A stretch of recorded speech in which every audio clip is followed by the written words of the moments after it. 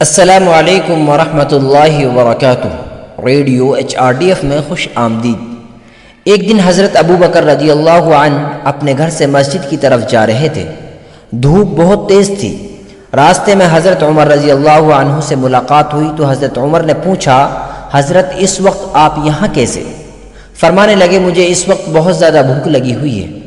حضرت عمر نے فرمایا، باخدا میں بھی اس بھوک کی وجہ سے باہر نکل آیا۔ دونوں باتیں کر رہے تھے کہ اتنے میں نبی کریم صلی اللہ علیہ وسلم پہنچتے ہیں۔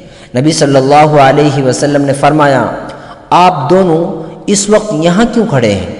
دونوں نے یک زبان ہو کر کہا، اللہ کے نبی صلی اللہ علیہ وسلم، بھوک بہت زیادہ لگی ہے۔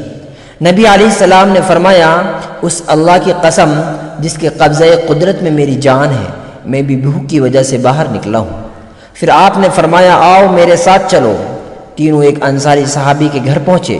انہوں نے ان کا استقبال کیا اور انہیں بھرپور کھانا دیا۔ آپ صلی اللہ علیہ وسلم نے کھانے کے بعد فرمایا، کل خدا اس نعمت کے بارے میں بھی پوچھے گا۔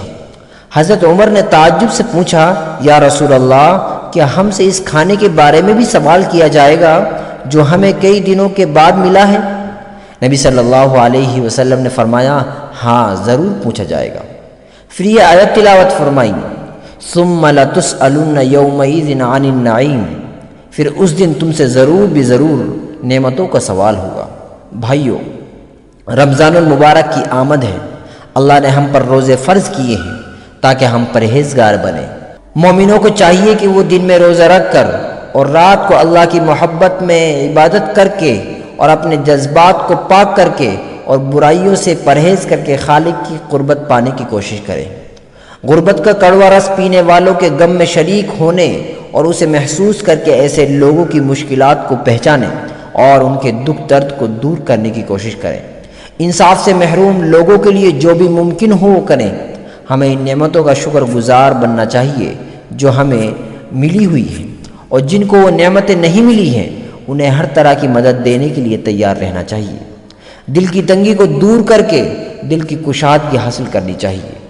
جو خود غرضی سے محفوظ رکھے گئے، در حقیقت وہی لوگ فلاح پانے والے ہیں۔ اللہ تعالی ہمیں رمضان المبارک سے بھرپور فائدہ اٹھانے کی توفیق عطا فرمائے، آمین۔